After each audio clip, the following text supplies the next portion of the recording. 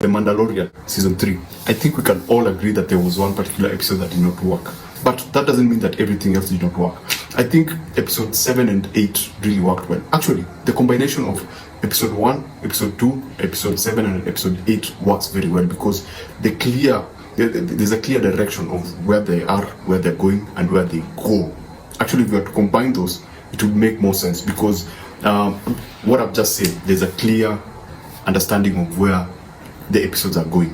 Now, generally, in terms of visuals, this for me was one of the most visually pleasing seasons so far. I think they put in a lot of money, or whatever they put in. I think the directors paid attention to the idea of capturing Mandalore in the best way possible, because Mandalore, you get a clear understanding of how the planet feels and looks like. And actually, in general, this season felt more like Jedi Fallen Order, the video game, because of because of the sense of adventure. Unlike all the other seasons, we get to go now deeper into where the Mandalorian goes, and I'm talking about the Mandalore. We get to see the surface, and then you get to see the underworlds. You get to see all these structures that are underneath the planet, and it reminds me very much of Jedi Fallen Order, because it will take you to the planet, and then it will take you inside the planet within, and then you fight these troopers who are enhanced, and even with the aesthetic of the weaponry, it borrows a lot from Jedi Fallen Order. I know even the weapons and the look, they are all in the Star Wars universe, but it very much reminded me of that video game. Now, performances, I think Bo-Katan was the poorest because she looked like she was performing. According to me, she looked like she was acting. She was posing a lot until the last episode, and I think that last episode was very balanced in terms of bringing out particular characters in a particular way. You didn't feel like there was a character who was given priority more than the other characters. Apart from now all that, is this a quintessential Mandalorian show? No, this I don't think was about them.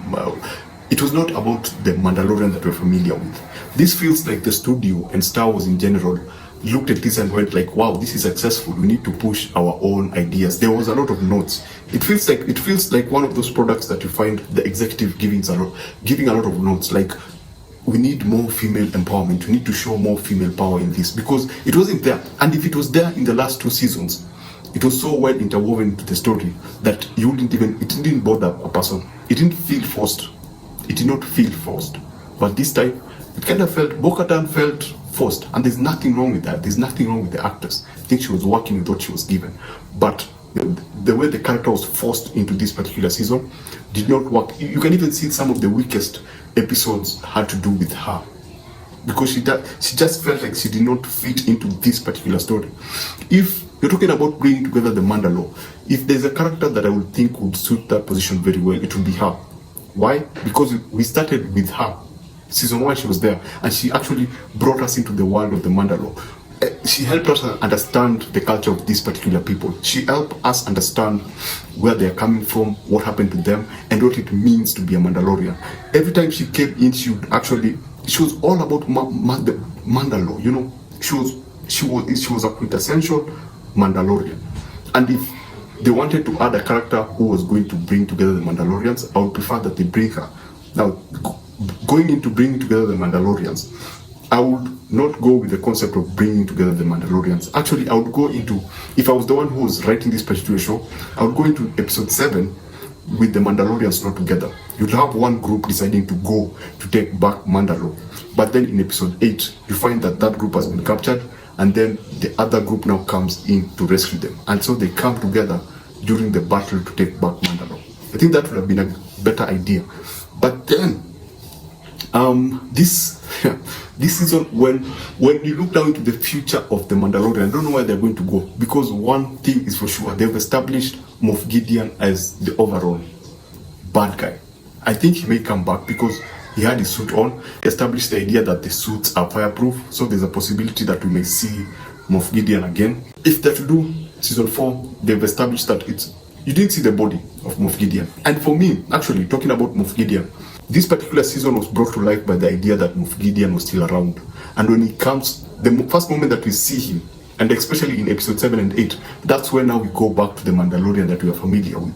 He brought in that one thing that this particular season was lacking, which is direction. For example, when you go into season 1, you remember there was a clear direction of here we are, here are the bad guys, here are the good guys, this is where we need to be. This is the conflict. So, and the conflict is driving us towards that point, and it was very clear. But with this particular season, that wasn't clear until Moff Gideon showed up. That's when now we started thinking about there's a well-established villain, there's a well-established direction of where these people need to go, and this we clearly understand what these people need to do in order to get to that other point. That's why I felt like this particular season lacked that direction. That when you go into season 1, you understand that this is where we're going. Yes, there was the concept of taking back Mandalore, but how they did it, that's a problem. They had to beat around the bushes before they actually got to that point of saying, now we need to take back Mandalore. If they had established that Mandalore was taken over by Moff Gideon at the beginning of the show, it would have been a much easier viewing, because now we would have a clear understanding of where we're going as the viewers. But now I did not have a clear understanding of where I was going. There was like, we're going to bring together the Mandalorians. Yeah, so what? You know? Yeah, you go there and fight. What are you going to fight? Because when they were talking about bringing together the Mandalorians, I thought they were going to fight all the creatures that have taken over that place. I didn't think that Moff Gideon and his troops were actually there. So you guys understand what I'm talking about. So yeah, that's it. That's what I think about season 3. It's the weakest of the 3. It's not bad. It's not bad. It's a very visually pleasing episode, and I think that it works well as a Bo-Katan series. This is not a Mandalorian series. It's a Bo-Katan series, and it would have been they would have done a better job just saying it's a Bo-Katan series and working on that, and then having the Mandalorian as a cameo. I don't know if I'm making sense. So yeah, that's just basically it. That's what I think. If I was to give this a score, I'd give it a 3 out of 5. Not bad, but not good also.